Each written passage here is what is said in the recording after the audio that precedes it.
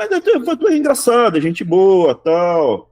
É gente normal, sai para comer pizza, tem o trabalho dele. Só que quando você vai para Brasília, você tem muita tentação. As pessoas se corrompem em Brasília. Em Brasília, eles vão ou tentar te corromper ou tentar te chantagear. Uhum. Vão tentar te corromper com mulher, com droga, com dinheiro, seja lá com o que for. E se não der certo, vão te ameaçar. Vão falar, você isso, você aquilo, ou vão te ameaçar fisicamente, ou a você ou as suas famílias. Se isso acontecesse comigo. Então, veja, os Bolsonaro, para mim, eles se corromperam.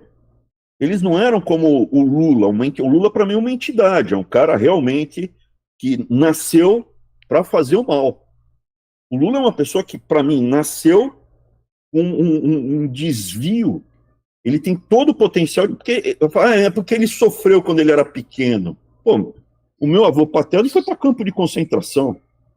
Não tem um escândalo, nunca deu chapéu em ninguém, nunca enganou ninguém, nunca fez mal para ninguém. E pelo contrário, ele era muito generoso. Eu falava, vô, por que você é tão generoso? Porque muitas vezes me salvaram durante a guerra, eu não tinha nem como dizer obrigado, porque é assim, muito rápido.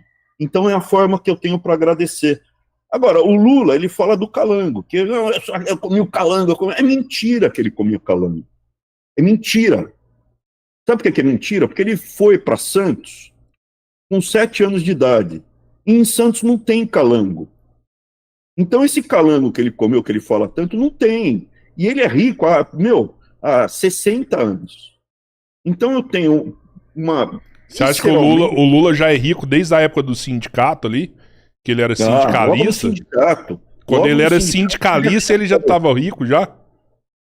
Logo no sindicato, nas greves, tudo isso. Você tem presentes, você tem. A remuneração dele já era bacana ali.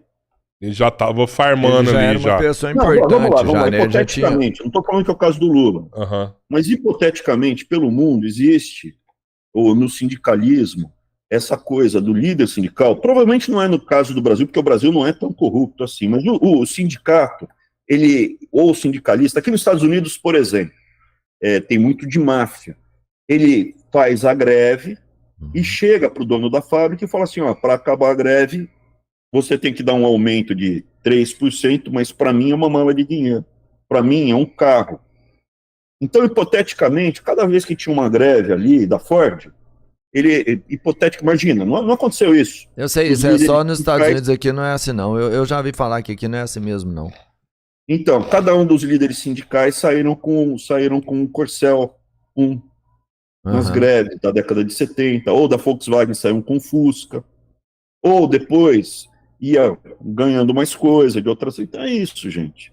Felizmente, no Brasil, isso não aconteceu. O Lula, provavelmente, o patrimônio que ele vive como um nababo hoje em dia é tudo fruto do quê? Eu não consigo imaginar. Me fala uma coisa, a gente tá falando de sindicato. O que é essa associação? Porque parece que nessa fraude que teve do INSS, de alguma forma tinham sindicatos interligados nisso. Como é que é essa participação de um sindicato no INSS?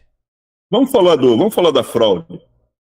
Esse esquema de descontar do beneficiário a revelia é antigo. É bem antigo, não é de hoje. Dá um Google, verifica, porque não acredita em mim, eu não quero que você acredite em mim. Paulo Bernardo, Gleisi Hoffmann. Eles foram casados. Felizmente, eles não se reproduziram, então não teremos o Paulo Bernardo Júnior nem a Gleisi Hoffmann filha, né? Porque, por exemplo, Renan Calheiros, já tem o Renan Calheiros filho, que já foi governador 8 anos e hoje é ministro e é senador, inclusive, eleito. Tem 2 Renan Calheiros no Brasil, no Senado Federal, 2. E o Renan Calheiros neto já está vindo aí. Então, assim, o Paulo Bernardo e a Gleisi Hoffmann foram casados. Se eu não me engano, em 2012, deu um Google, apareceu um mega escândalo, muito parecido com esse atual, só que era com precatórios para funcionários do setor público. Tá? Então, isso deles, Polícia Federal, etc. e tal, né? Só que hoje no Brasil ninguém mais é preso por corrupção, está todo mundo inocentado não, descondenado. Mas isso daí é antigo. Então, quando o Arthur e a gente chega a Brasília, o Arthur, eu vou implementar o plano de governo, reduzir o ministério, fazer a transição, e o Arthur foca na reforma da Previdência. porque o Brasil iria quebrar. Estava quebrando o Brasil. Aham. E a reforma da Previdência, ela gera uma economia projetada ao longo de 15 anos de 1 trilhão de 10 trilhões, 10 trilhões? Não, 1 trilhão, era 1 trilhão de reais, 1 trilhão de reais. 250 bi, 25% da economia era combate à fraude. Então, o que que acontece? Em novembro e dezembro, eu fico montando os ministérios, o governo, etc., e o Arthur fica montando a reforma da Previdência. No primeiro dia útil, é encaminhado para o Congresso uma PEC, um projeto de emenda constitucional com a reforma da Previdência e uma medida provisória, que era para combater os desvios, as falcatruas e a corrupção no INSS. Está tudo documentado, é só dar um Google também. Essa MP depois é aprovada e vira lei. Nessa MP, você combatia as fraudes, que era mais ou menos uma economia de 25% do total. Então a quantidade de fraude é muito grande, muito grande. Essa MP, ela proíbe que continue-se a fazer coisas à revelia do beneficiário. Além de outras fraudes, tem um monte de fraude que acontece no INSS, um monte de fraude. E quando o Centrão entra no governo, é a partir do momento que o general Ramos e o general Braga Neto entram. O general Braga Neto e Ramos entram no segundo semestre de 19. Aí eles começam a pressionar e permitir cada vez o Centrão mais dentro do governo, até que o Fábio Faria e o Ciro Nogueira entram. É na mesma semana que eu saio. Em 20 de junho eu saio, o Ciro Nogueira e o Fábio Faria entram em 20 de junho. Na mesma semana. O que acontece? Essa MP, ela começa a ser esvaziada, eles começam a tirar as medidas antifraude que o Arthur tinha colocado na MP, que tinha virado lei. E quem aprova isso? Entre outras pessoas, a própria esquerda. Então, se eu não me engano, tem um monte, depois você olha, está na Folha hoje, o nome dos deputados, está na Folha, se eu não me engano, está Orlando Silva, tem um monte de cara de esquerda, votando para reduzir as medidas antifraude que o Arthur tinha implementado no MP. Por quê? Porque é uma coisa já antiga. O Bolsonaro estava diretamente ligado a isso? Não é que o Bolsonaro faz. Esse grupo aqui da bagunça, eles negociam entre eles. Ó, você solta a minha parte que eu solto a tua. Então tem uma parte do Congresso que está envolvida no INSS. Tem uma parte do Congresso que está envolvida no orçamento secreto, que era o que queria pegar o FNDE do MEC, que era o que entra no Ministério da Saúde, só que na saúde não teve um Abraão para colocar o pé na porta e falar aqui não, bonitão. Mas o FNDE, o que aconteceu? Como a gente mudou as regras internas, não consegue mais fazer o grau de bagunça que eles faziam. Eles esvaziaram o orçamento do FNDE e mandaram para o orçamento secreto. Então, o que acontece? Esse desconto em folha feito através dos sindicatos, porque legalmente tem que ter algum rumo, né, algum caminho. Então você está ligado a um sindicato ou potencialmente você é representado pelo sindicato, o cara vai lá e desconta automaticamente de você, entendeu? A sua revelia, sem a sua autorização. Uhum. E essa MP do Arthur, ela obrigava o cara a atualizar todo ano, né? Todo ano atualizava para ver se era para continuar descontando ou não. Era isso, né? Lógico. Anual não, tinha que ter autorização. Não podia descontar sem a tua autorização. Todo ano você tinha que autorizar, senão não poderia descontar, né? Parece que muitas pessoas da esquerda... Isso, quem derrubou? Quem derrubou? Tá aí hoje a matéria da Folha, foi a esquerda. Uhum. Com o ok. Veja, a carteirinha digital. Eu fiz a carteirinha digital. Durante um ano, acabou. Inclusive, depois disso, até hoje, a Uni não conseguiu ficar de pé de novo. Levou um tirambaço no peito.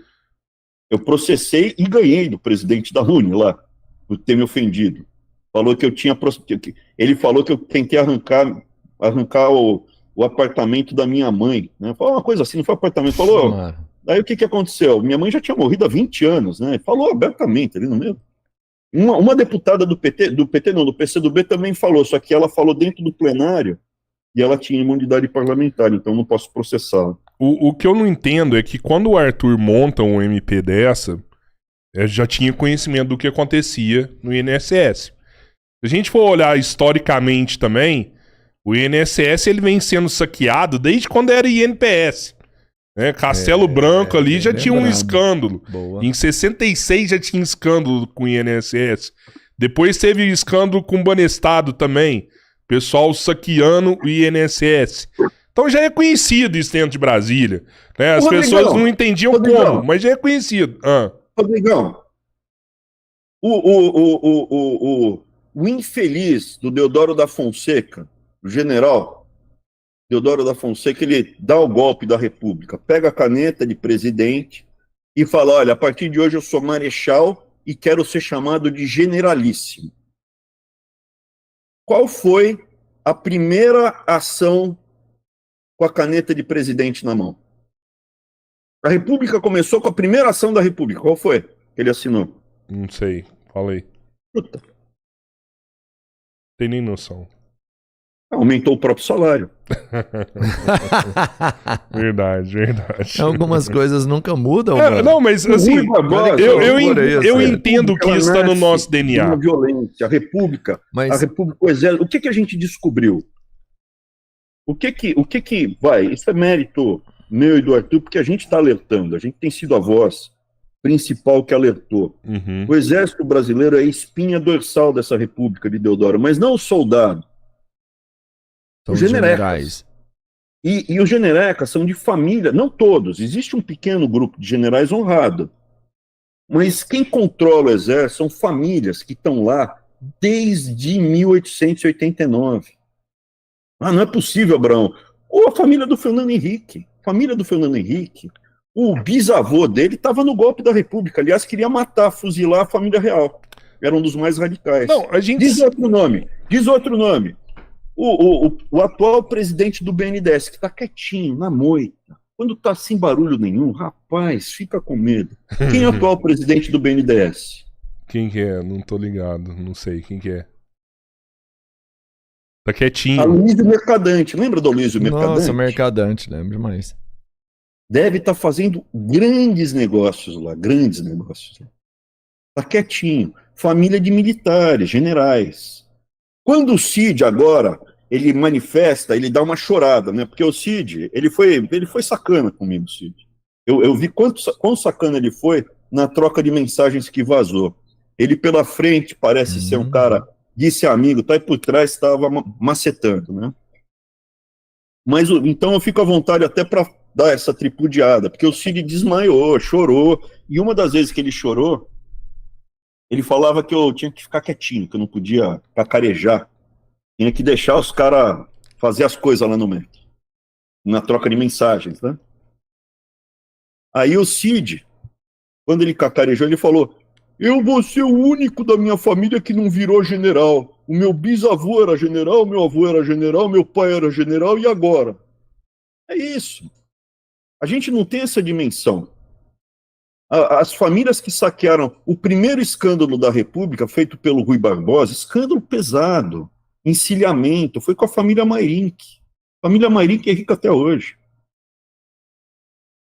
Então, assim, veja, eu consigo dizer o nome, o sobrenome, como foi, aonde foi, de um monte de pessoas, de um monte de casos, e não me corrompi. Eventualmente aparece uma família nova. Mas, por exemplo, a família Bolsonaro, que é uma família nova que surgiu, eles não são os donos do poder. O papel do Bolsonaro é de coadjuvante, ele é empregado. Quando ele tenta ser dono, ameaçam prendê-lo. Logo depois do 8 de janeiro, iriam prender o Bolsonaro. Estava tudo para prender. Só que daí o Flávio, de uma forma muito habilidosa, circula para o Brasil e fala, acabou, a gente não vai mais causar tumulto, estamos aqui para ajudar, e convenceu o centrão tradicional, que é Ciro Nogueira, Valdemar, Kassab e Temer. Kassab e Temer são juntos, né? E o Edir Macedo.